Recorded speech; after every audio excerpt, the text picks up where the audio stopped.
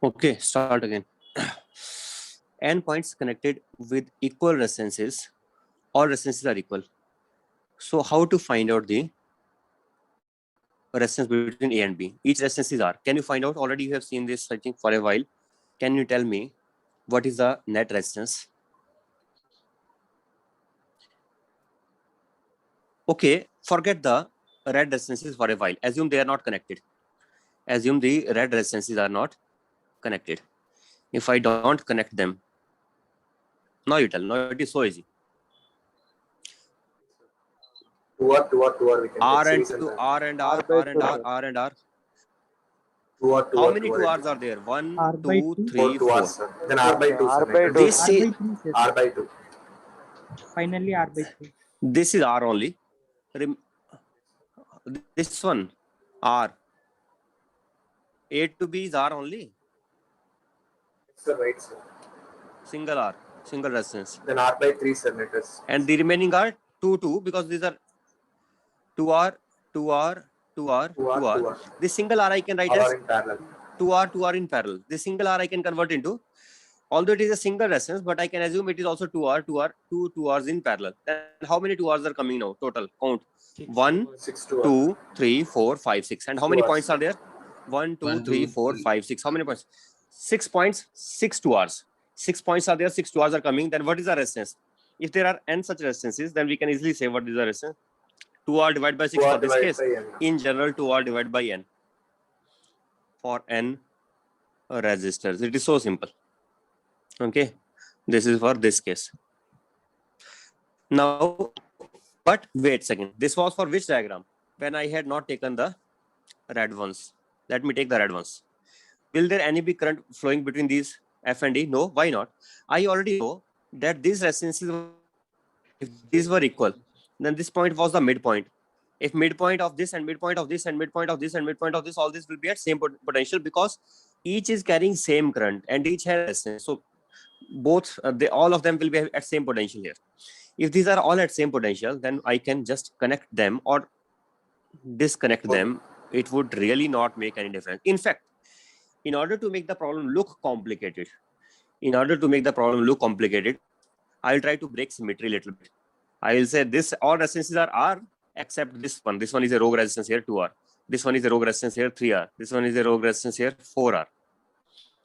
But this make people feel stupid that it is not symmetric. It is still symmetric because the resistances which don't contain current, I can change them to any value or I can disc them. I can make it very less symmetric. I can do this. It will be completely people will get completely confused now how to do this one.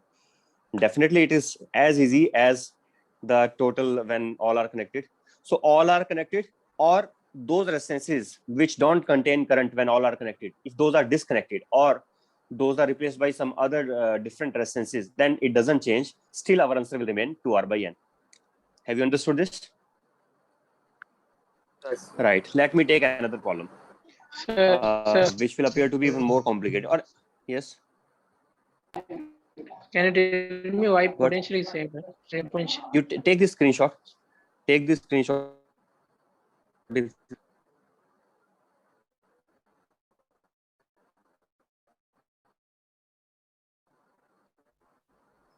Now I am doing the same thing with a cube, just to make it look different, but it is still same thing. What I will do now, I will not leave a single, all the diagonal resistances I will connect, all the diagonals one I am connecting, all the diagonal ones I am connecting, all the diagonal ones I am connecting. And then I will connect the body also. This body diagonal from this corner, another body diagonal from the other corner, then third one, 4 body diagonals I am connecting. How many I have connected total? How many did I connect? 16. 16 I have. Between what 2 points we need to? 16 what? Resistances? Really? So less? Sir, I think How there will be 16 resistances? 12 plus 16. only sides, only phase diagonals, only 16. Only phase diagonal, sir. Only diagonal 16, sir. Phase diagonals Phase 16. 16. Yes, sir. Body diagonals will be 4. How many phases are there? 6, No, sir. 1, 6 2, to 3, 4, 5, 12. 6. 6, No, phase 6 and 2s are 5 12. 12. Yes. Yes. 16 plus how many sides are there? 8. How many 24. total? 24. 24. It appears quite complicated. Can you tell me what is the answer for this? What is the resistance of this when all are connected with each other? 6. 2R by 6. 2R by 8. 8, I think. 8 points. exactly. It is same thing again. Just I have Yes, turned sir. into cube Because does not remaining make it points we can different remove. because all points are connected with each other, and all points are connected with each other. Shape doesn't even matter. But remember one thing: we are not connecting. Are you noticing this? This laser pointer here? We are not connecting at this point. We are not connecting at this point. We are not connecting at this point. They are connected only at the vertices. They are joined only at the corners of the polygon. They are not joined in any other place. If they are joined in between, then obviously resistance will become completely different. Although normally, what is the rule? Normally we do like this, or we say specify in the question separately that they are only connected at the corners. Here, to make the diagram simple, I did not do this thing. Okay, but we should understand that these are only connected at the corners. Anyway, same thing here for the body diagonals. They are also connected only at the corners, nowhere else in the cube. So answer is right. 2R by 8, that is equal to R by 4. That is the answer for this case. And you also understand, I could have removed certain resistances so that the cube would have become very much unsymmetric. It would have looked unsymmetric. But you know which one I can disconnect? A very simple tip. If some resistance is connected to positive terminal of the battery or negative, if it is not connected to A or B, whatever that resistance may be, I can simply disconnect it. That will not change our answer. Or I can replace that one by a complicated resistance. That will not change the answer. For example, this side here, is it connected to A or B? No. Then change it to 2R. Other one, this one side, this side here. Is it connected? No. Change it to 5R. I can make it look so complicated that it will appear as if we can really not solve it easily, but we can solve it very easily. Okay. Fine. Once you have understood this, then we can move on to second topic. In fact, there was one more topic. Yes, one more thing. One more thing is pending. Let me cover that one. And you go back to your notes where I have covered the parallel combination of batteries. Parallel combination of batteries I covered before, but I forgot to take one special case in that. I should have taken that also. Yesterday, suddenly when Neil Kantha asked me, I got reminded of that. Let us say I have E1, E2, R1, R2. I'm all taking ideal real batteries only. Ideal battery will be one which has no resistance at all. Let us say this E3 is the ideal one. E3 has no resistance at all. In this case, what will be the equivalent diagram of this all? Can you find out the equivalent resistance of this between A and B and equivalent battery here? What is the equivalent battery? If you start applying your formula, what is the formula? Sigma EI by RI is equal to E by R. Then you will fail in this formula. Reason is we will get one where it will be E3 by 0 and it will become indeterminate, undefined. So obviously this formula we are not using here. Instead of that, what we need to do here to find out the effective EMF, I don't care. Directly I know that the potential difference across A and B cannot change because the ideal battery will always maintain same potential difference. So effective EMF is what? In this entire circuit, it is just E3 only. It is just equal to the EMF of ideal battery. And what is the effective resistance? When zero resistance is connected in parallel with any others, effective resistance will be 0 only. So what is the equivalent diagram? Equivalent diagram is so simple. It is just ER, nothing else. Not R1 plus R2. What are you talking about? R1, R2, I don't need. Only Just three. this E3, that is the effective EMF. I'm saying just Only E3. I can simply remove this away from the circuit and this will not create any difference unless he is asking, the person is himself asking, what is the current flowing through this? Then obviously I have to look into this also. So how to look into this? What is the current flowing through this? It is very simple again. Take one side as E3 is reference, equals to 0. E1, Other side E1 is plus E3. And what will be the potential here? It is E3, it is E1. So 3 minus 3 minus in this E1. point, E3 minus E3 E1. minus E1. E1. So what will be the current through E3 this? minus E3 E1 minus by E1 by R1. minus 0 divided by R. R1. Understood? So we can get the currents individually also. Otherwise, do we need this? No, we don't need this. What is enough? E3 is enough. Is it okay? Understood? Please add it in that place only, because otherwise when you are going to revise at that time, this point will again you will lose it. So put it there only in your notes. Okay. And now I'm moving on to galvanometer.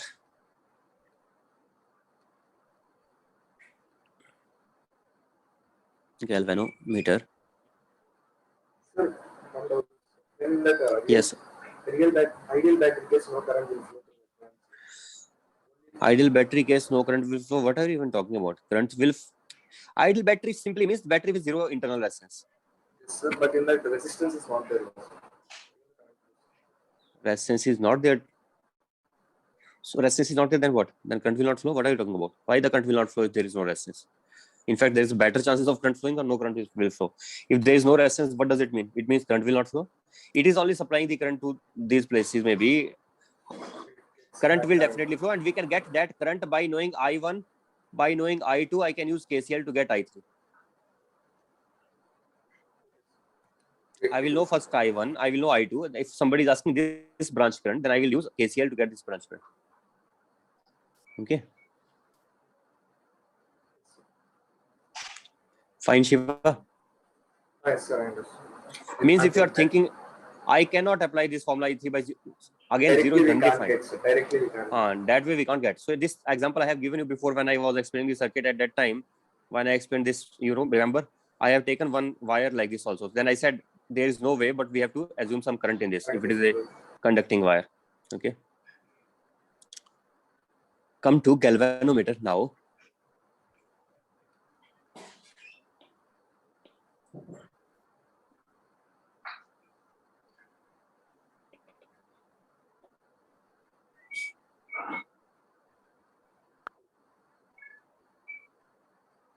Right.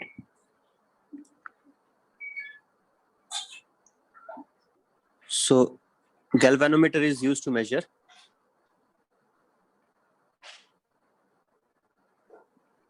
currents, small currents. Okay.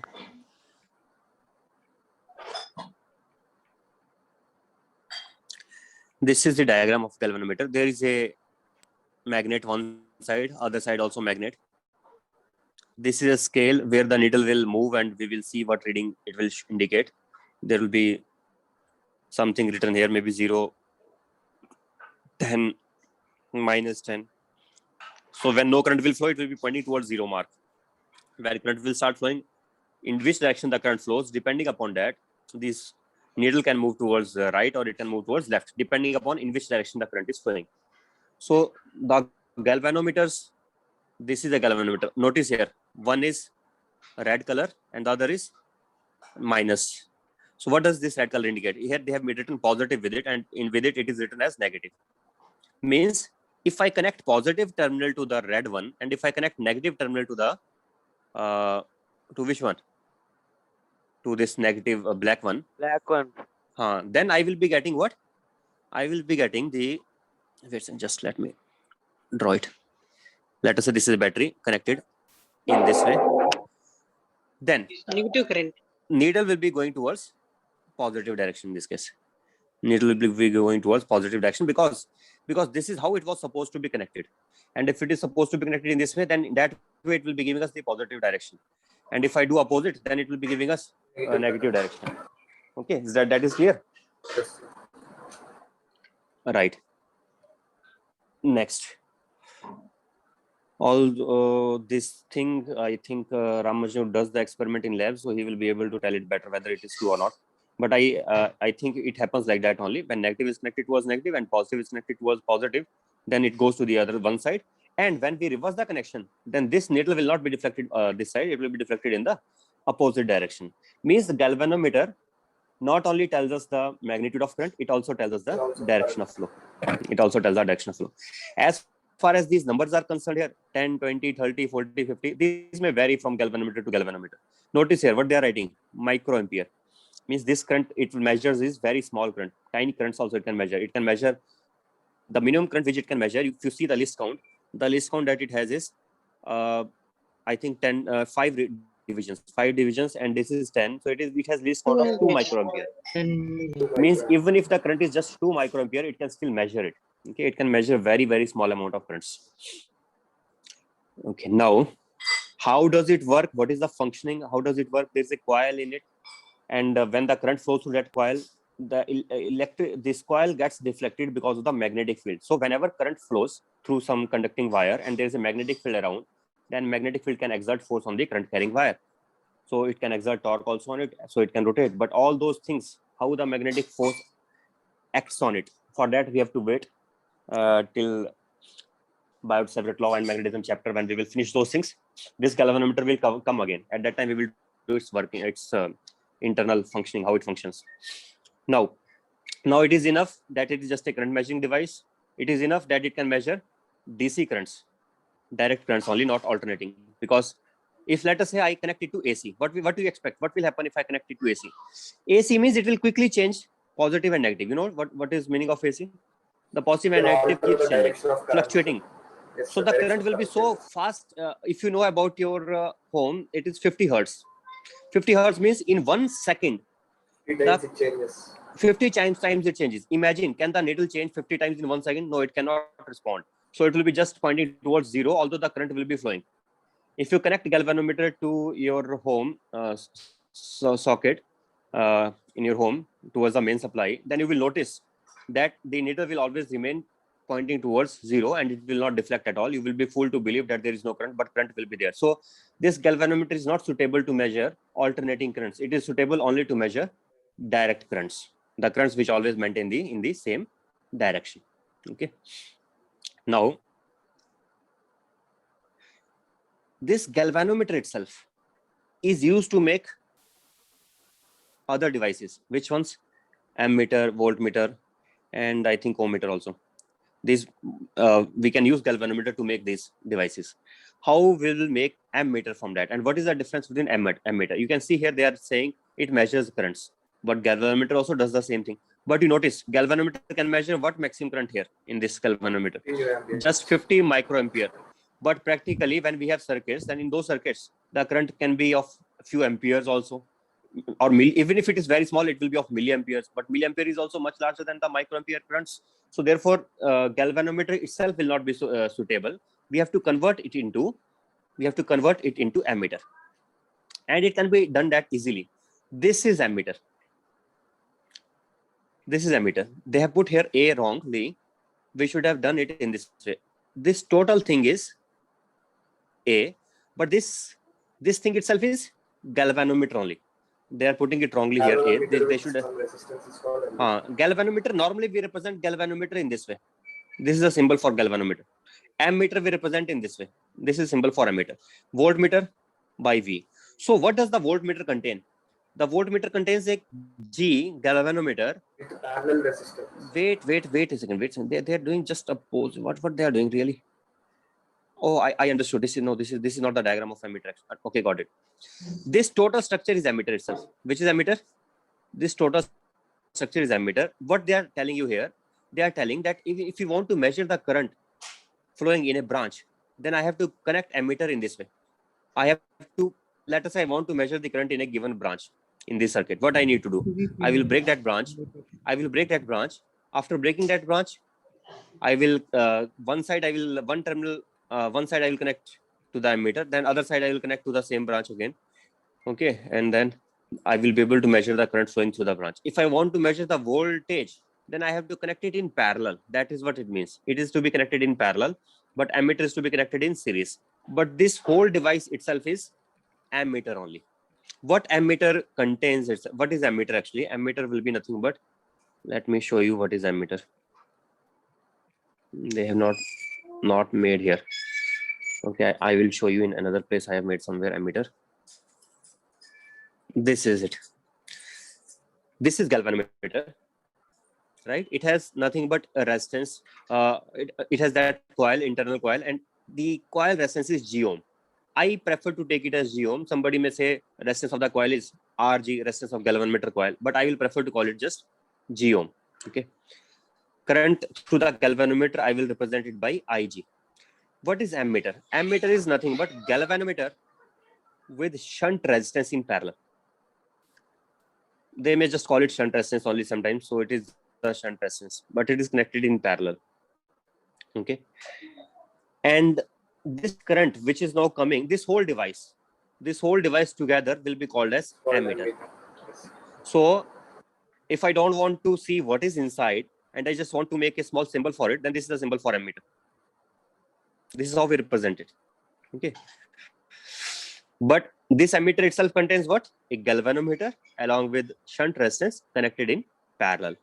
What it does, shunt resistance, if the current, more current is coming through the circuit, in the circuit, then Ig will flow through the galvanometer, remaining part will go to the shunt resistance only. So in this way, I can send large currents also, because most of the current will be bypassed through the shunt resistance and only less current will be flowing through the galvanometer. So I'm able to achieve what I want to do. I wanted to measure more currents. I can measure more currents. All I need to do is, let us say, I want to measure the galvanometer is giving me reading of least count of, let us say, 1 microampere. What is the least count of galvanometer? 1 microampere. 1 microampere. But I want least count of ammeter to be much more. Let us say I want least count of ammeter to be, let us say, 1 milliampere. How many times more I want? I want 1000 times more. If it is 1000 times more, then what I need to do? I need to adjust the resistances in such a way so that 999 times of Ig goes to this side and Ig comes to this side, then the total 1 become ampere, it's sir. 1000 Ig, and the reading which I can get will be 1000 times. Understood? So means we have to just change it in that ratio, in proper ratio. It will become 1000 times. Now, next, I can change it into any ratio in the same way. Just I have to put a suitable combination of G and S. What about voltmeter? Voltmeter is nothing but a galvanometer connected with a large series resistance R. This is large. That shunt resistance was small. Did I mention small or not? Smaller, I just mentioned. more current is flowing through it. Because more current should flow through that, so it will be Should be as small. S will be less than G, and sometimes not only less, sometimes it is much less than G. It depends upon this factor. If it is 1000 times, then obviously S will become not only less, it will become much less than G. It will become much less than G. Next here. Similarly, R will be much larger than G. R will be much larger than G, and overall, this whole structure together can be written as this way: V, voltmeter. What is the resistance of the voltmeter? G plus R.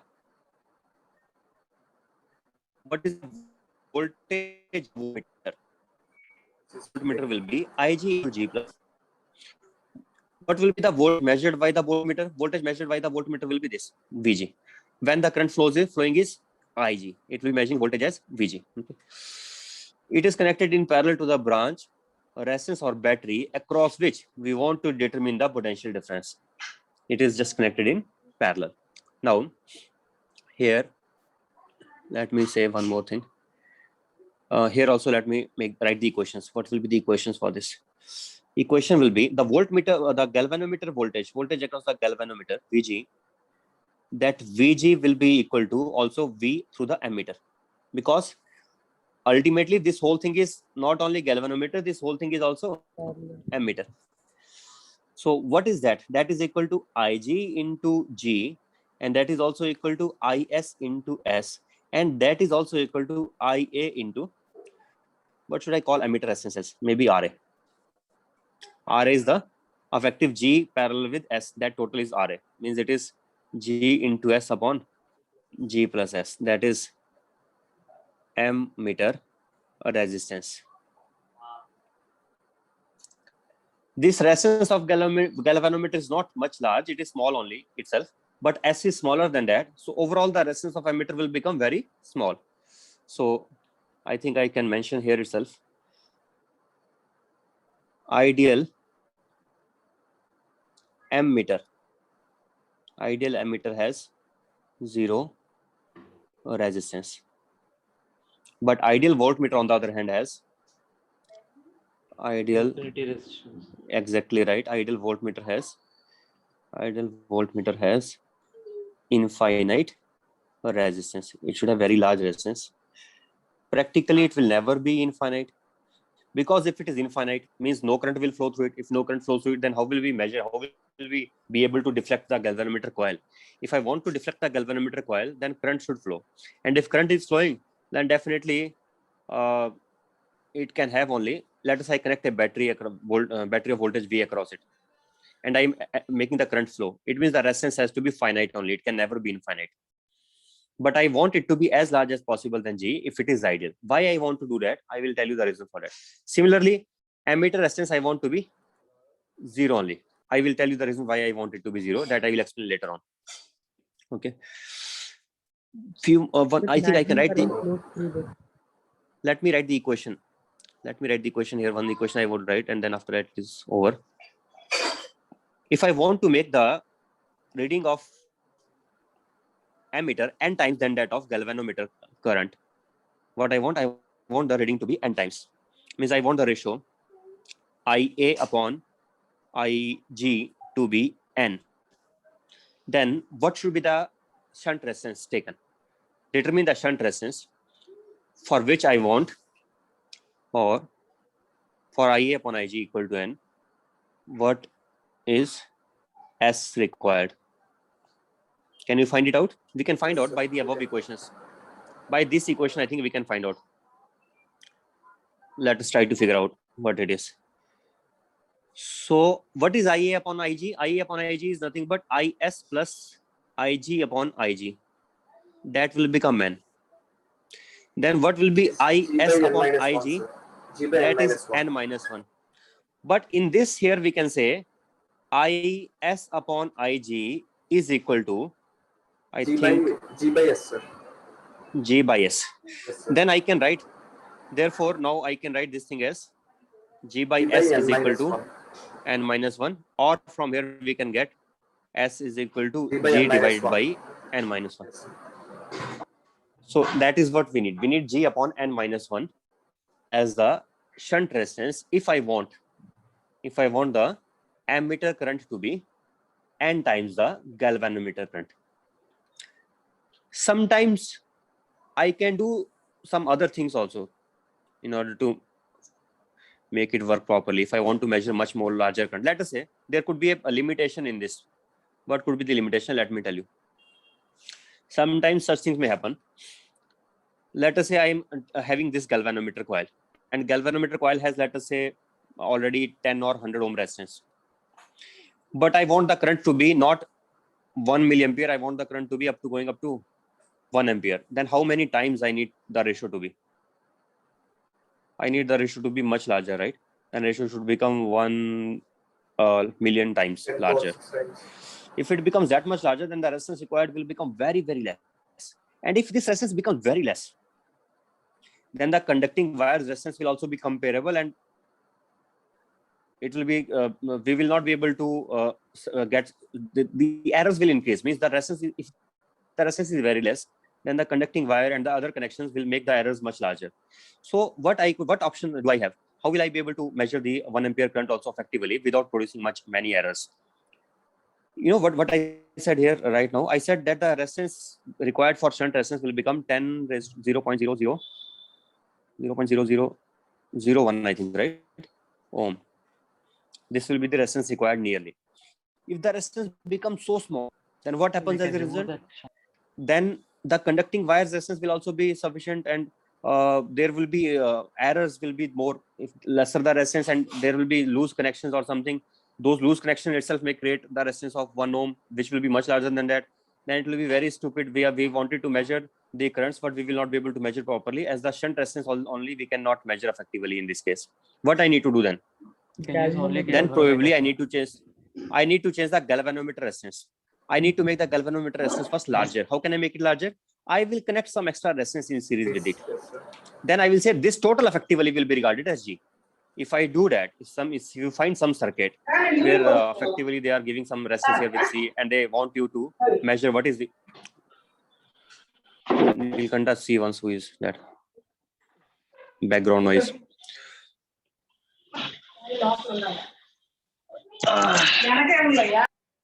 Nilkanta, are you there? Sir, Some background I noise I'm muted getting. him. Mute. So see here once, this galvanometer and shunt. I can add here. Then effectively, I can make the overall effective galvanometer resistance will become much larger, because even if G is 100, I can add 1000, or I can add much larger than that resistance with it, so that I can make this resistance much larger. And if I'm able to make it much larger, then I can connect further the shunt resistance in proper ratio, which will not be 0, which will not be so small, 0.001, which I can take maybe 10 ohm. If I make it much larger, then I can make it up to 10 ohm also, and there will not be any problem, right? In that case, I can still measure the emitter current very easily, properly, without any such problems, and not much error will also be there. Means be open to modifications. Why I discussed all this thing? Be open to modification. Let us say you get in the examination, you wanted to write it, and you see that they are giving some strange circuit, they are giving R also here. So what? You know how the current will be distributing, and you can still find out. You can write your own equations. There will not be any difficulty. Okay. In fact, there can be many more modifications. I will give you examples of those also. But let me come to voltmeter first now. Voltmeter, I want n times rest. I want the voltage to be able to measure. Let us say this much. Let us say I have a galvanometer which can measure the current Ig. One more thing here. What is Ig representing? What is Ig representing? Now, galvanometer. Through the galvanometer. No, what the galvanometer can pass several currents through it, right? Which of those currents it is referring to? It depends on the situation. If examiner is saying that this galvanometer, this is the least count of the galvanometer is Ig, then what will be the least count of ammeter? Then if I'm taking Ig as least count current, then this will be least count of ammeter current. Then that ratio I have to take here. On the other hand, if I say Ig for the full scale deflection, let us say it is given for full scale deflection, the maximum current which can pass through the galvanometer, then this will also be the corresponding maximum current which will pass through the ammeter. Then Means it will these will be correspondings. If Ig is for 5 divisions, then Ia will also be for the corresponding 5 divisions. Means these will be corresponding to each other. Okay. Understood? So that means number of divisions the scale divided will be same for both, sir. No, actually not same for both. Oh, you have not got my point. It's in. Wait a second. Let me. Where was that other? Second one, sir. Top, sir, 20. Second one Second only. one. This The one. second one. See, what you are saying, let me tell you again. You are saying, will the divisions be both? Not only divisions, this instrument will be same. I will be just connecting one resistance in this.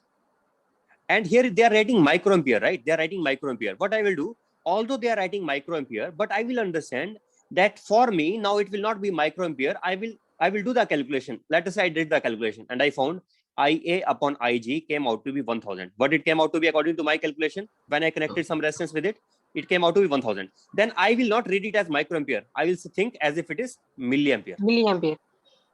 Okay, that I will think myself. So I am a human being and I understand we have logic. We understand that if I connect a resistance with it, although in this instrument it is written microampere, but it is not representing microampere now. Now it is representing already milliampere. Think in that way. Did you get the point now? Yes, sir. Okay.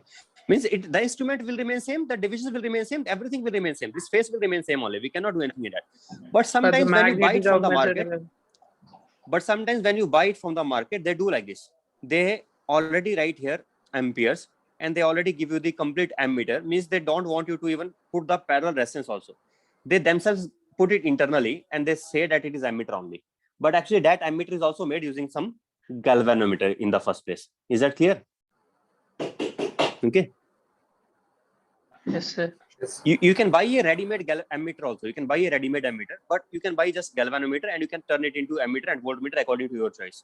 But if you don't want to do that, let us say some lab technician who wants to use, he's not having this, he cannot do even these calculations also, then they will give you the ready-made ammeter in which everything will be written that, okay, this will be giving us, it will be written already in milliamperes or amperes. It will be already ready-made ammeter. Okay, that can be done. Anyway, come back to same place.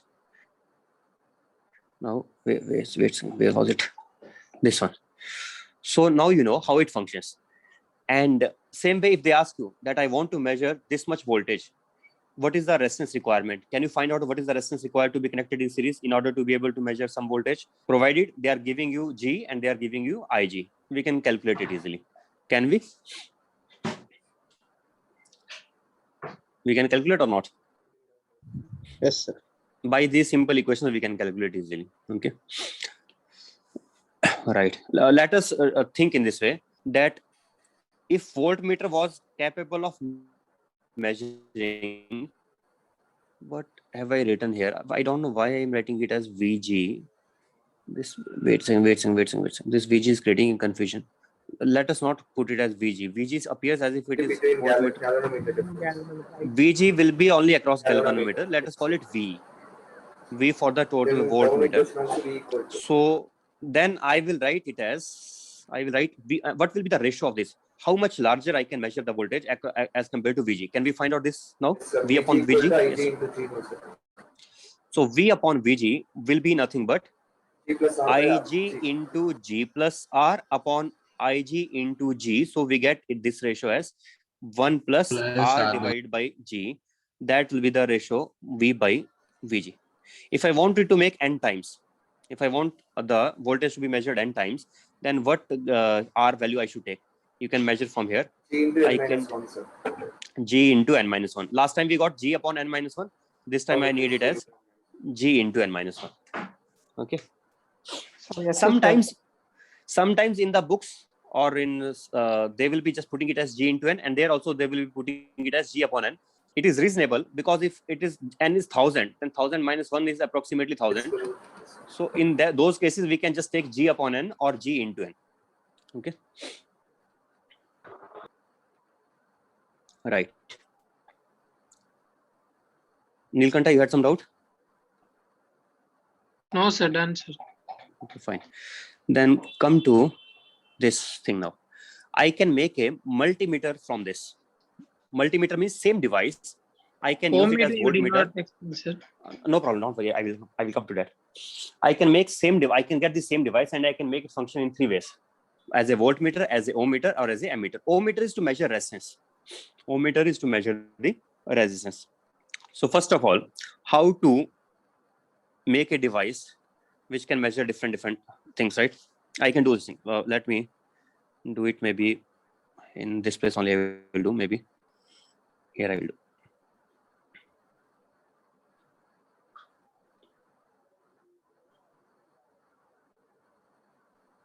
Not here. I will make a new diagram. Galvanometer connected with, let us say, one resistance can be connected, second can be connected, and I will take a switch here which can go to position 1, position 2, position 3. Okay, this is a switch, and accordingly I can switch the resistances. I can go to R1, I can go to R2, and I can go to R3, and this is a galvanometer. What it will give us? What device it will give us? It will give us a voltmeter again, Yes, sir. but it will give us a voltmeter which can have different ranges possible. I can take, let us say I wanted to measure the, I need a voltmeter which can measure voltages from 1 millivolt to 1000 volt. Can I accomplish this? Can I accomplish this by taking a single resistance?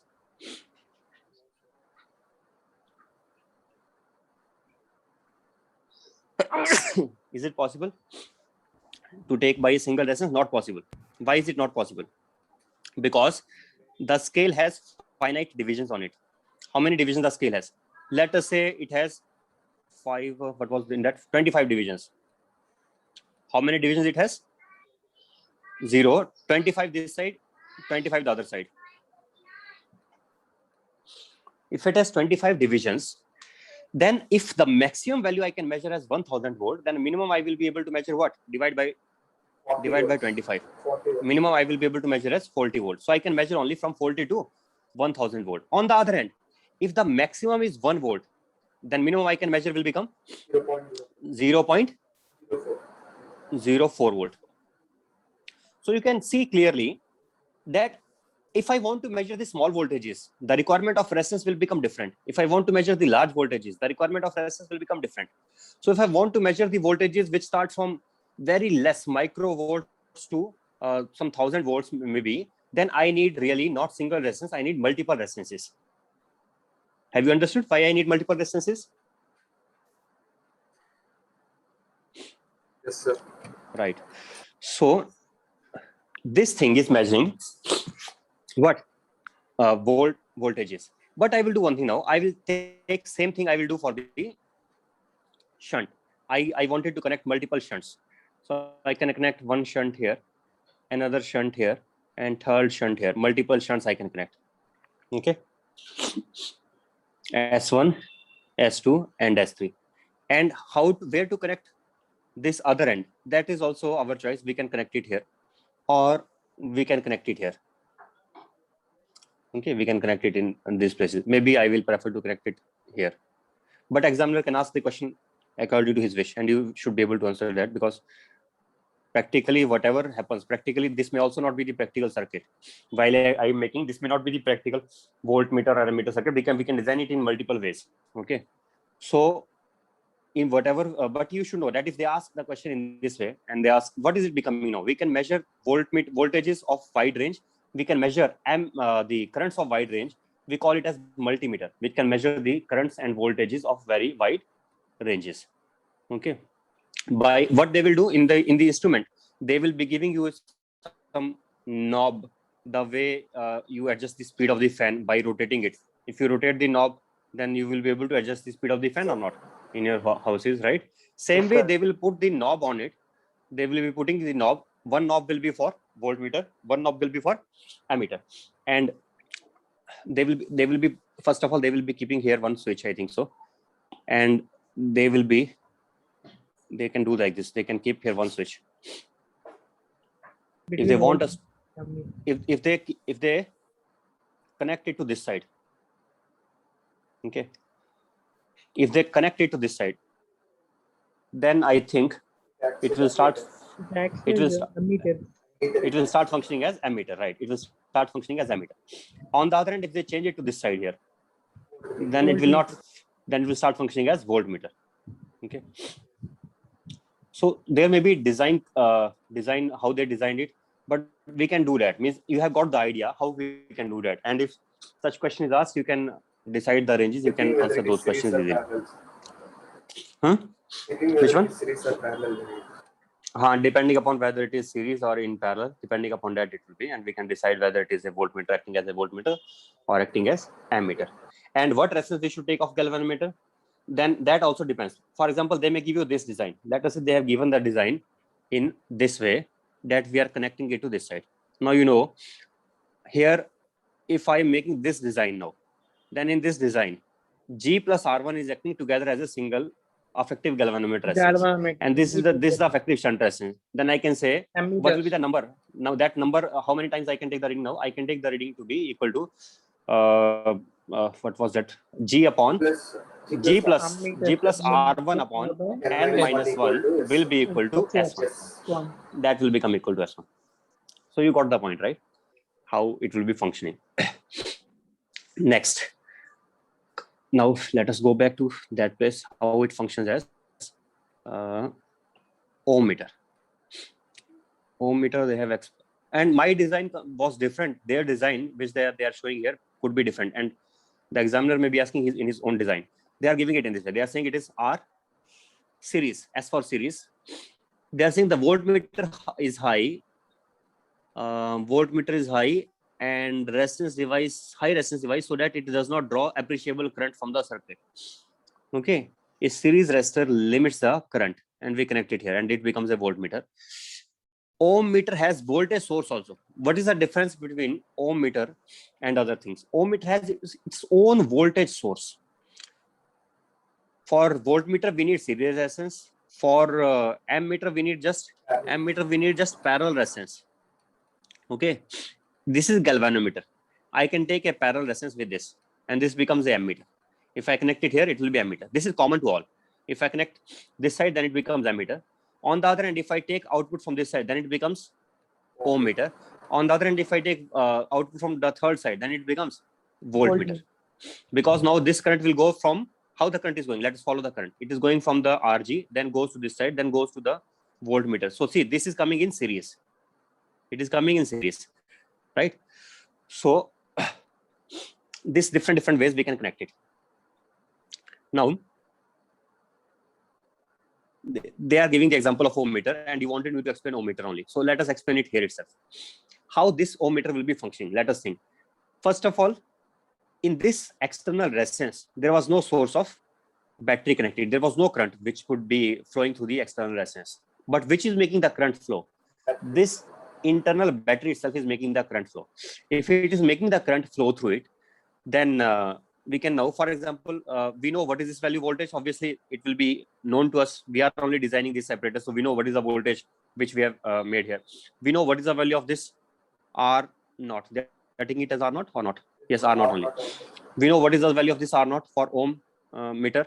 RG also we know, resistance of the galvanometer. While they are doing like this, understand one more thing here. This person is taking the galvanometer resistance as RG. Now, don't think that probably G separately is there and RG also have to take this total effective resistance. If I connect in series some resistance, then total resistance that will be taken as galvanometer resistance only. I have told you already, right? This total is the galvanometer resistance. I don't have to. So no, not G plus RG also. Actually, that is what I wanted to say. No, not that. You're still not understanding. It is RG only. This person is saying that galvanometer resistance is RG. He may not be giving. He may not be giving you any separate resistance for G. So you can read the question. If he's saying galvanometer coil itself has resistance G, and in that we are connecting and RG is separately given, then you understand if RG is separately given, then I have to take RG plus G. But if he is not giving separately, mostly they may do like this also. They may just give us RG itself. Then that will be treated as the galvanometer resistance. Okay. They may assume the coil resistance to be negligible. So in that case, only galvanometer resistance will be just this series resistance only. Anyway, you have to read carefully what they are giving in that question. Anyway, now, for example, this is RG. This RG we know, R naught we know, and R external we don't know. But we know V also. Can we get the R external now? Let us write the equation. V divided by R naught plus RG. These two are known already. Plus R external we don't know. But this total is equal to I. And I we know. How do we know I? Because this is what this galvanometer is doing. It is measuring the current. We know the value of I. We know the value of I. We don't know what is RE. Can we get RE from this? Only one unknown. Remaining all quantities known. Then we can get RE. Okay. Can we get RE or not? What is RE value? RE value will, let us find out RE. RE value will come out to be I into R naught plus RG plus RE Is equals to V. is equal to V. I want RE will come out to be V minus I into R naught plus RG Whole by I. and whole divided by I. Then it becomes what it becomes finally. It becomes V by I minus Minus R naught plus R naught plus RG, that is equal to RE. Right. Fine. So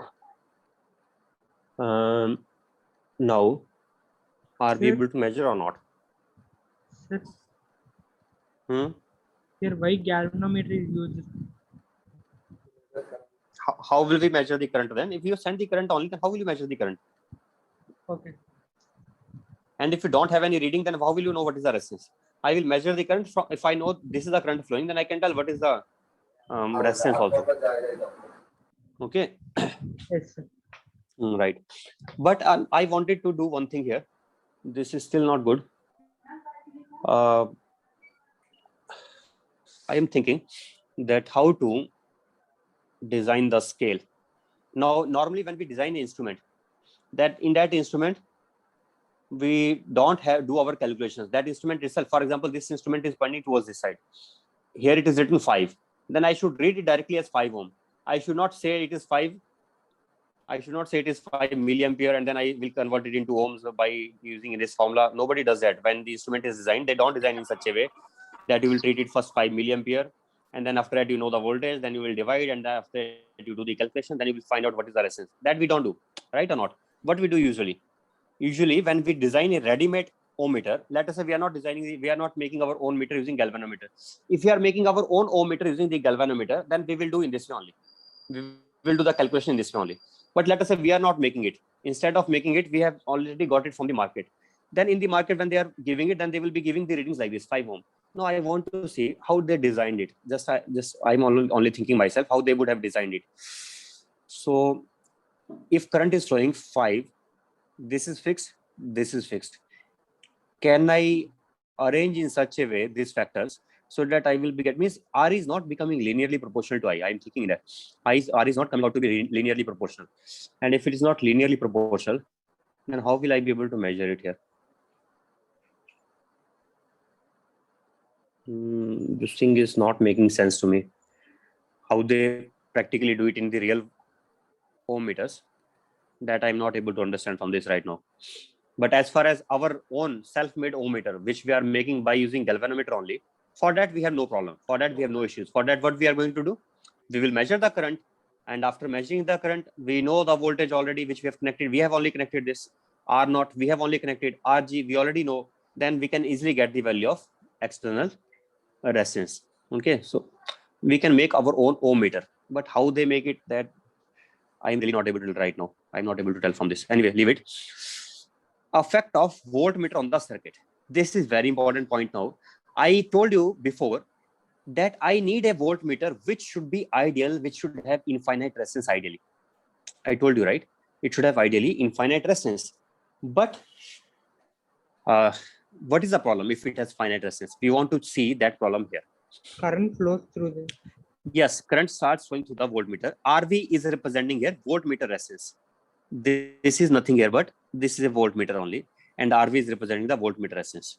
Okay, so I wanted to measure the voltage across 10 ohm resistance. Then what we do if you want to measure the voltage across 10 ohm resistance, then I will be connecting the voltmeter parallelly. I will be connecting the voltmeter parallelly. Okay. And after connecting it in this way,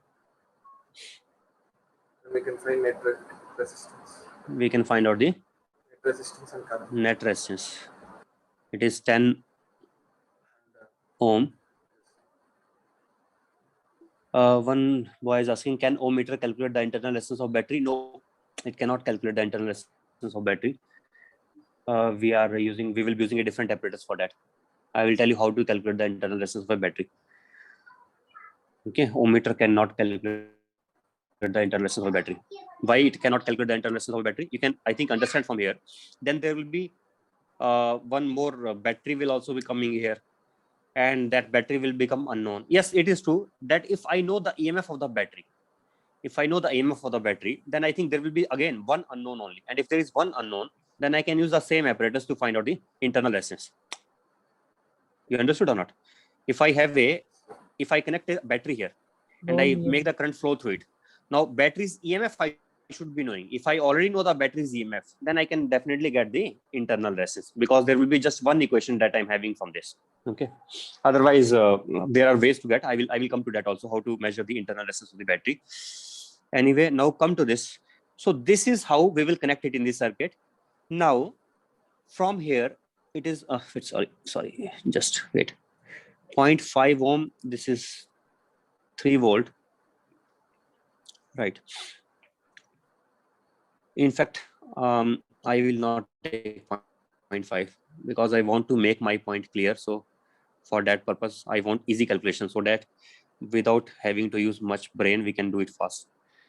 So what I'm going to do, I'm going to take here 10 ohm, and battery I can take, for I want to make it as easy as possible. I'm taking battery as 20 volt. So 20 volt battery, how the current will be flowing through it? Can you tell me? Wait, just let me change a little bit. I will do it in this way. I will take it 20 ohm. This is a resistance of the voltmeter, which is unknown for the time being. And here I'm taking it maybe 30 volt battery. Now it is simple. You will be able to do the calculation easily. What current is flowing from 30 volt battery if no current passes through voltmeter? If no current passes, this is infinite resistance, which I want in ideal voltmeter. Then what current will be flowing? 1 ampere. Then what is the voltage across it? Then voltage across it is 20 volts. 20 volts. 20 volt will appear because 1 ampere current is flowing. And that happens when IV is tending to 0 and when RV is tending to infinity. I'm not saying IV will be 0. Otherwise, the galvanometer will not show any deflection. But we know galvanometer can show the deflection for which currents? Galvanometer can show the deflection for the currents of the order of microamperes. And microampere is really negligible as compared to 1 ampere. So our galvanometer can, this resistance can really be made in such a way so that we can make it very large as compared to this. I can make this resistance to be of the order of mega ohms, so that the current here will become very less. And if the current becomes very less, that will be enough to deflect the galvanometer needle. And if galvanometer needle is deflected, we are able to get our reading. But at the same time, while we are able to get our reading, it is not changing the current in the main circuit. We are able to get the reading also, but it is not changing the current in the main circuit. The current in the main circuit nearly remains equal to 1 ampere only. Have you understood this point? Okay. On the other hand, again, wait a second, let me explain it again. I am saying that the current is 1 ampere. Galvanometer can draw what currents? It can draw the currents of the order of, let us say, 40 microampere also if it is drawing. What current will become in this side? It will be 1 ampere minus 40 microampere. 1 ampere minus 40 microampere, if I have to write, I will write it as nearly 1 ampere only. Because it is very less, we are subtracting from 1 ampere. Because very less current is going. If very less current is going through this side, that current is enough to deflect the needle of the galvanometer or not? It is enough. It will be giving us the reading. It will be giving us the reading, and we will be able to tell what is the voltage across it. We will be able to determine the voltage. That voltage is 20 volt. Okay. And we will measure it nearly 20 volt only. Will it be 20 volt? Actually, it will not be 20 volt. It will be slightly less. It will be 1 minus 40 microampere multiplied by 20 ohm, which will be what? 20 volt minus something. Will it be exactly 20 volt? It will not be exactly 20 volt, but it will be nearly equal to 20 volt only. Okay, so we will be able to measure it nearly same only, 20 volt only. There will not be any problem. When will the problem be? Problem will be when I take RV as finite resistance voltmeter, not infinite resistance voltmeter. I'm taking it finite resistance voltmeter. Maybe I'm taking it 20 ohm voltmeter. Obviously, no stupid person will do this thing that he will make a voltmeter of 20 ohm internal resistance. But let us say I have done that. Current it will do. Then equal current will be flowing. What will be the current now? First of all, the current will not remain 1 ampere. What will be the new current? What will be the new current? Series we need to parallel we need to take. 3 by 2. What 1.5 sir, 1.5. Net resistance now becomes equal to 20 sir, 20 20 ohms. parallel with 20 6 amperes. plus 10. So net resistance is becoming 20. 20 ohm. And the Current will net be current will now 1.5. become 1.5. current will become 30 divided by 20. That is 3 by 2. 1.5. 1.5 amperes. And that 1.5 ampere will divide equally in these two. If it is dividing equally, then it will become 1.5 3 by 4 ampere here, Yes sir. 3 by 4, 3 and by 4. similarly 3 by 4 amperes below. 15. It is 1 ampere. Yes, How sir. much it will be below also? 3 by 4 ampere. Okay. I hope you are writing also, or you are not writing it. Are you writing it in your notes or not? This part you should write. Keep on writing it, because I am changing the same diagram only.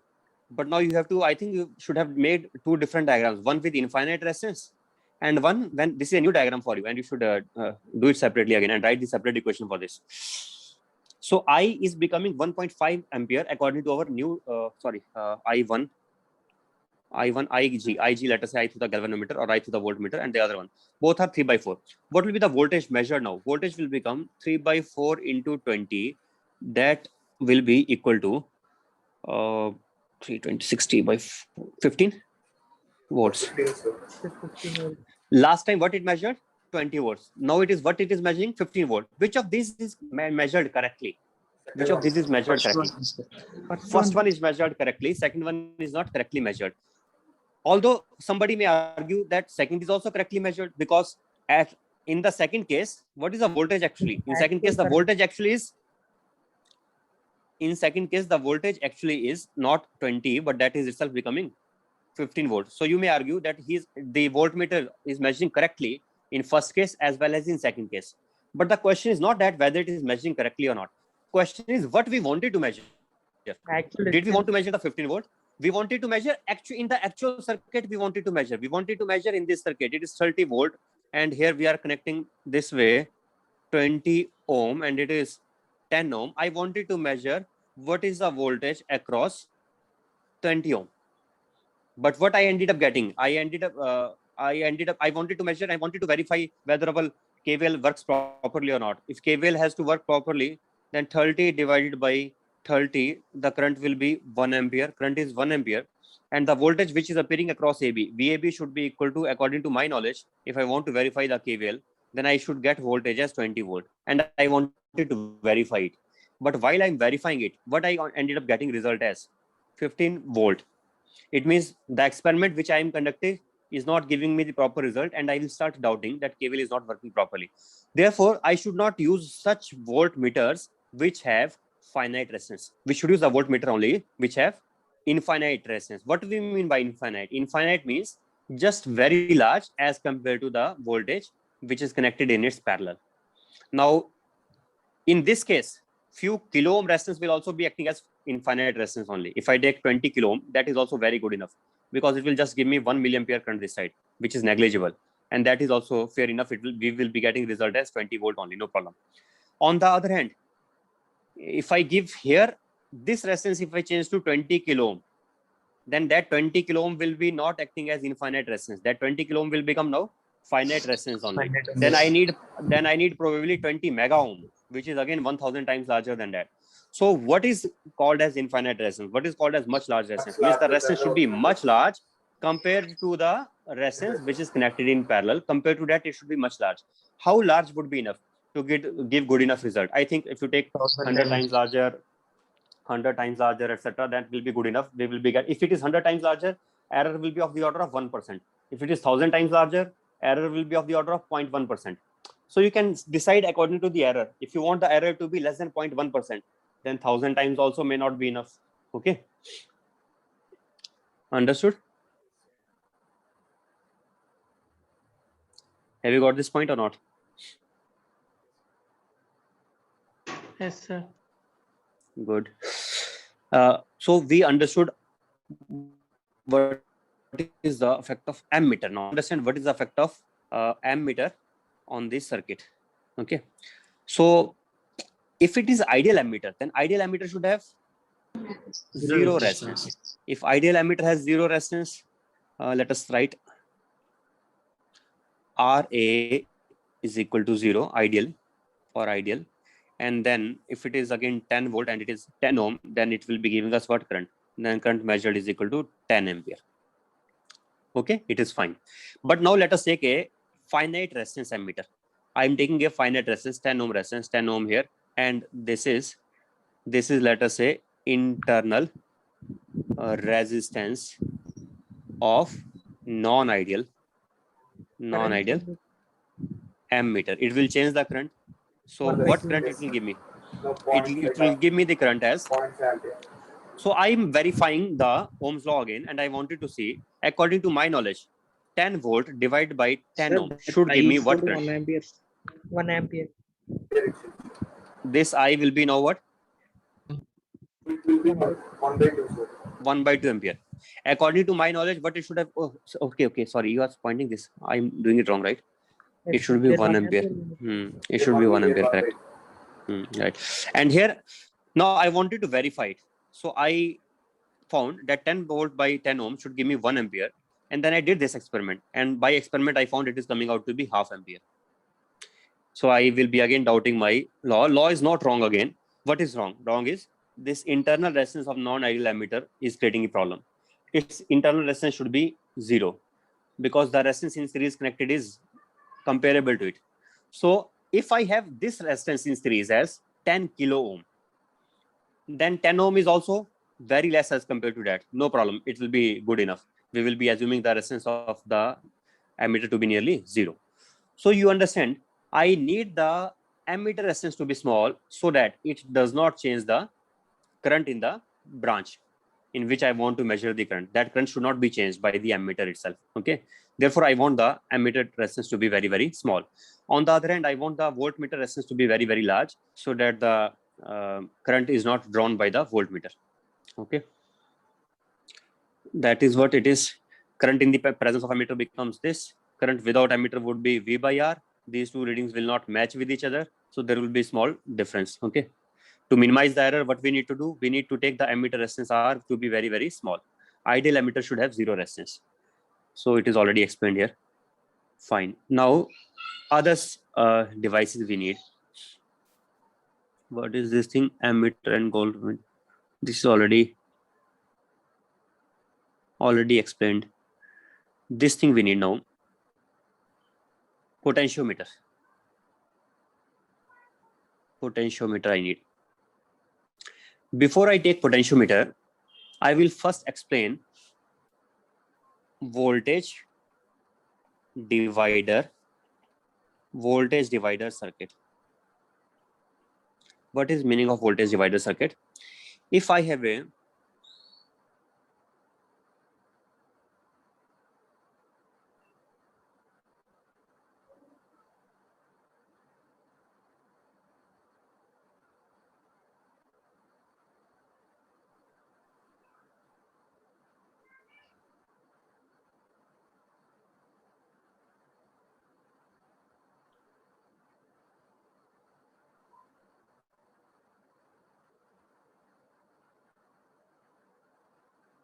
this resistance is R1, the other one is R2. This is voltage V, and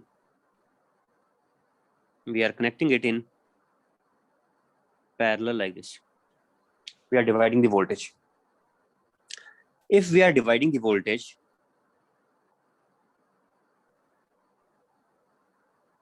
what will be the voltage across R2? Let us say I connected a voltmeter here. Voltmeter will not be drawing much current. Why I'm indicating it? I should not indicate any current here. It will not draw much current. So what will be the voltage measured? I think you know. Let us write this voltage. This as E. EMF is E. Voltage measured will be current flowing E upon R1 plus R2 R2. by R1 plus R2. That is current, and voltage measured will be R2. equal to I into R2. R2. So Yes. this times R2 will be equal to the voltage measured across second resistor. So I can divide this voltage into my desired ratio of my choice, which that ratio will always be less than 1, because R2 upon R1 plus R2 can never be greater than 1. It will always be less than 1. But I can divide this battery's EMF into a ratio of my choice. But that ratio cannot be more than 1. That ratio will be less than 1, depending upon in what ratio I take R1 and R2. Is it right or not? Sir. Now, I am doing something here. Let me take.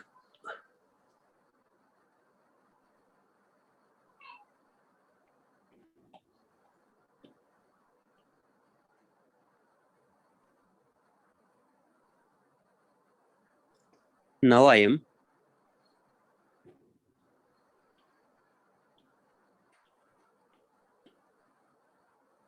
connecting another circuit with it.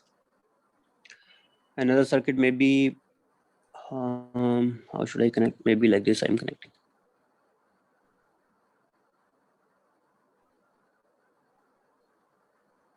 It may be some complicated circuit. We don't care.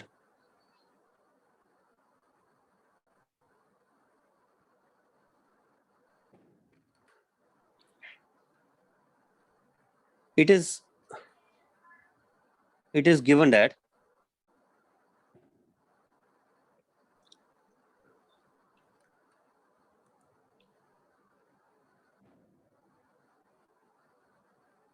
there is a galvanometer. Oh, what am I doing? There is a galvanometer connected here. This galvanometer is showing null deflection. What do you mean by null deflection? No, Zero deflection. yes, no current. If galvanometer shows zero deflection, it means current is really very less, because galvanometer can measure very, very less currents. It can measure microampere. If it is showing zero, it means current is really nearly zero only.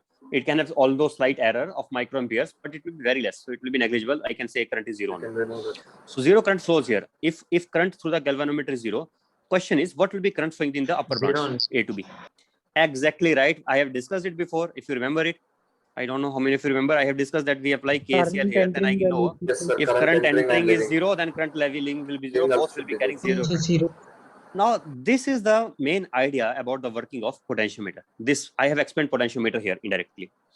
Means, first of all, I have a potential divider circuit. I will divide the potential into ratio of my choice. And then I will connect it to some external circuit. Let us say I want to measure what is the voltage across BC.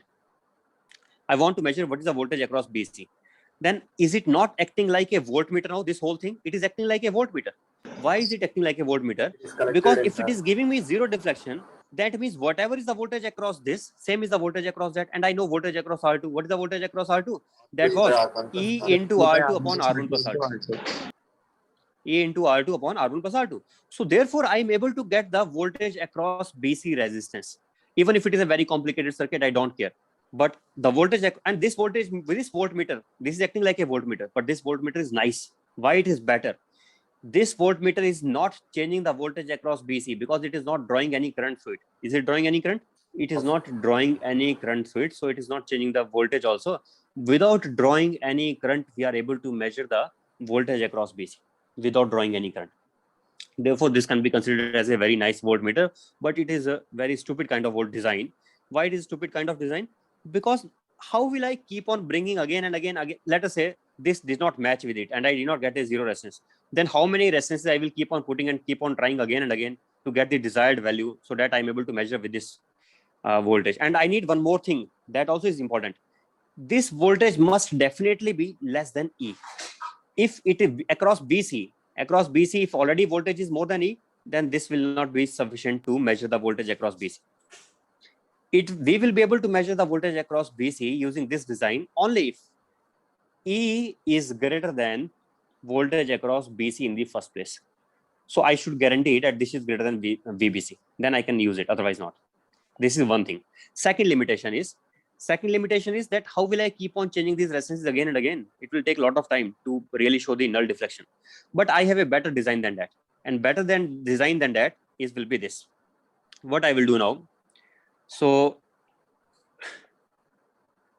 let me copy it and paste it here. And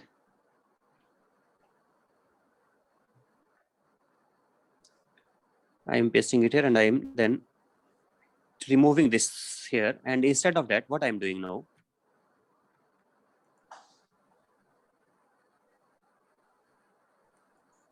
I am doing something like this. Directly taking a straight wire, this red colored wire. But this wire itself has a resistance.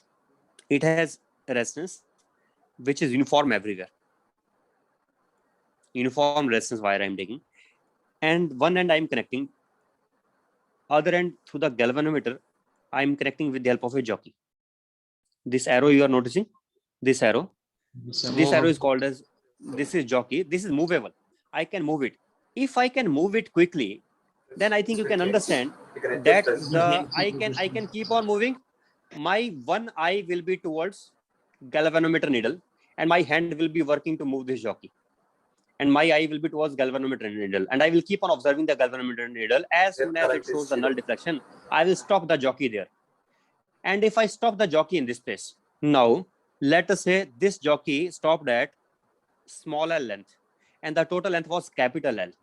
Then and total resistance was capital R. Total resistance was capital R. Then I can quickly say that L by L into R will be the resistance of this part. And if I know the resistance R2, then what was that ratio? Do you know that ratio was coming out to be? R2 upon R1 plus R2. Now instead of R2 upon R1 plus R2, I can simply say L upon L ratio. EMF will divide in which ratio? L upon L. EMF will divide in the ratio of L upon L. So I can quickly say that V will be equal to voltage obtained across L will be equal to, why voltage obtained across L will be equal to this? If you are still not understanding this, let me explain it in more detail. Just for that is true. Resistance is equal to rho L by A. Okay.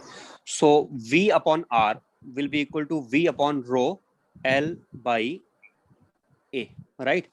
And that will be equal to the current. So let us say, what is Sundar saying? Hello for everyone. Why is he saying like that? Sundar, what happened? Excellent, sir. Excellent. Okay. I is equal to V upon R, and that is what? That is A into V upon rho into L.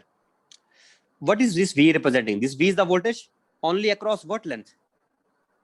This V is the voltage only across the length L of the wire.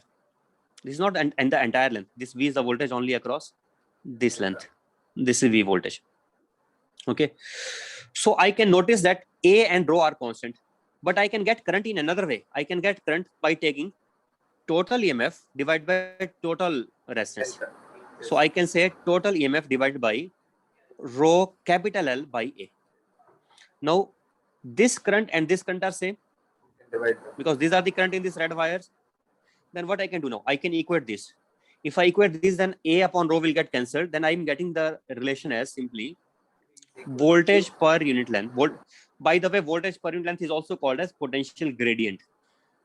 Okay, and this is potential gradient remains same throughout the wire. When the potential gradient remains same throughout the wire, when area and resistivity Equal. are same throughout the wire. So first of all, wire should be of uniform cross section. It means even while I'm using the jockey, I should not press the wire very hard. If I press the wire very hard again and again, then I may change its cross section. And if I change the cross section, then over time the apparatus will become useless. Okay, so I should not change the cross section of the wire. I should not press it too hard. So in order to so that it gets changed. So the cross section should be of uniform and the resistivity should be same everywhere.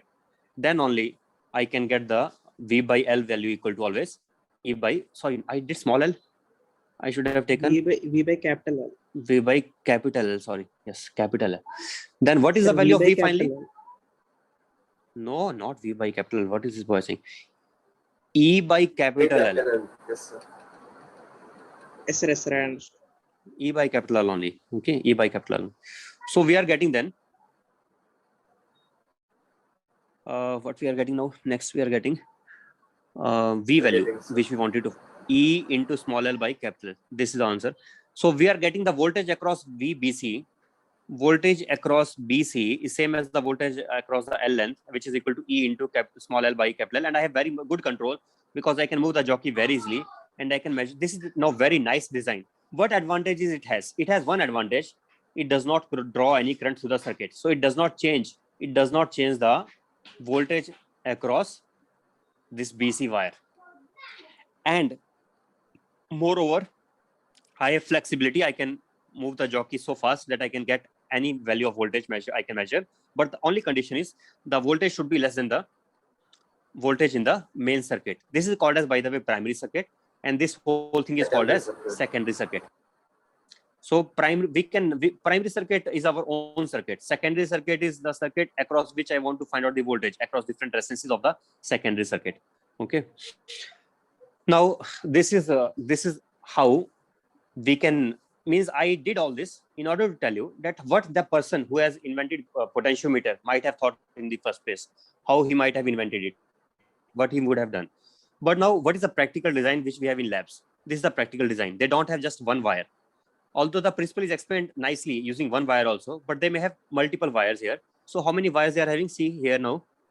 They are having one wire, second wire, and third wire, and the fourth wire. They are having 4 such wires. Other than that, you can notice these wires are green color wires which I am drawing. These are also wires. We can say these are not wires, these are metal plates. And these are pure conductors. These have zero resistance. These are zero resistance. Other than that, one more element to be observed here is this rheostat. This has also some resistance. It means the voltage which is across this EMF E, that is not getting obtained from A to B. What we are obtaining from A to B? The EMF which we are obtaining from A to B is already less. The EMF which we are obtaining from A to B is already less. It is already less because some potential will be dropped across rheostat. So what was our condition? Our condition was we can measure only those voltages which are less than E. But in fact, I should say we can measure only those voltages which are not only less than E, which are less than the voltage which we are obtaining across the wire.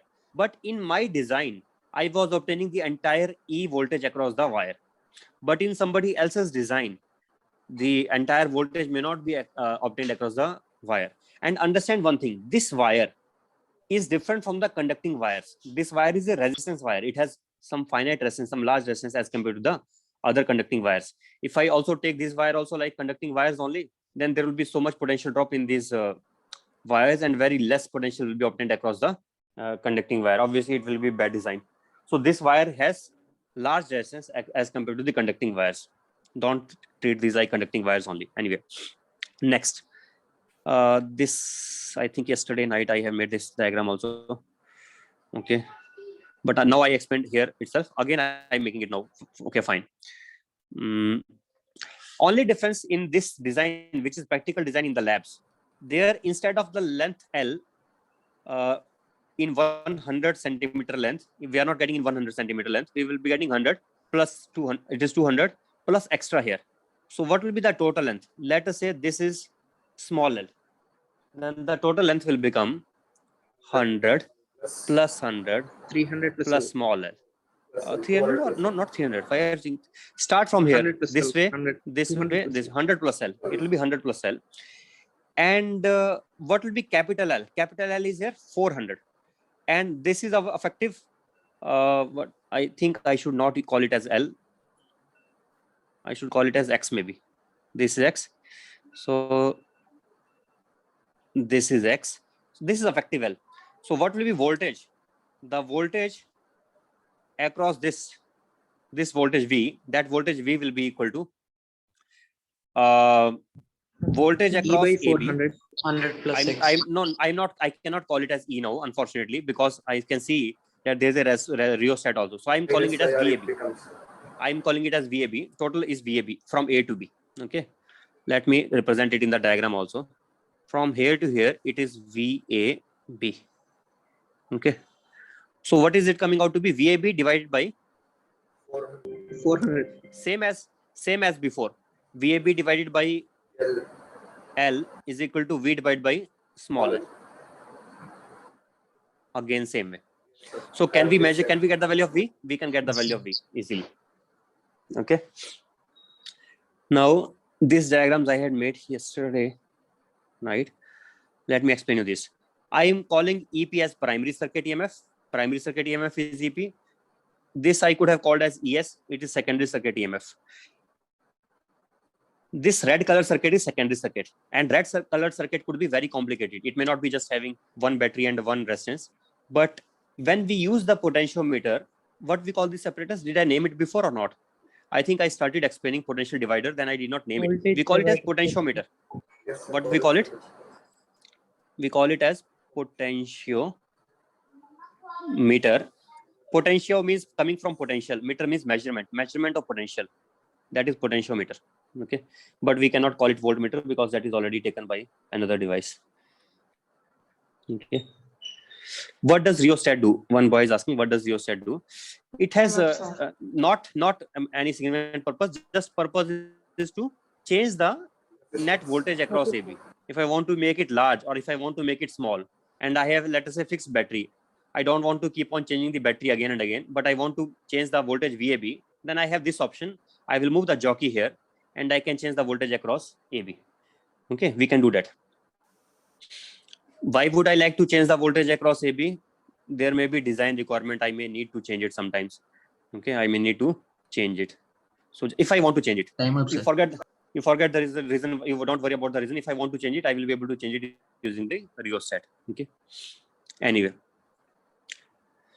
now come to this part: primary, secondary circuit. Hello, sir. Right. Yes. Hello. Time is up, sir. Time is up. Today Thursday is also there, right? Study Can hour, you stay Study with hour. me? study hour text. Study hour, you will not come in that time. Yesterday also I was joining in Yes, Zoom and sir. nobody joined at that time. Sir, no one informed, sir.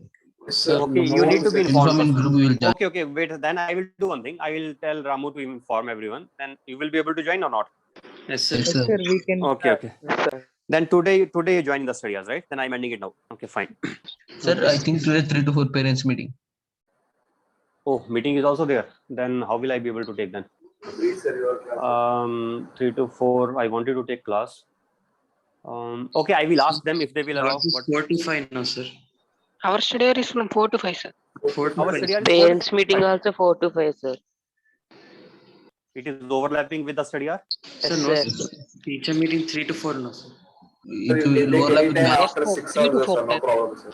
I will see if it is possible. Then I will ask them. Okay. Now You can take, sir. Yes, Only 1 hour, no, sir. we can end the meeting now. I think some of you will be having breakfast now, right? Yes, sir. Mm.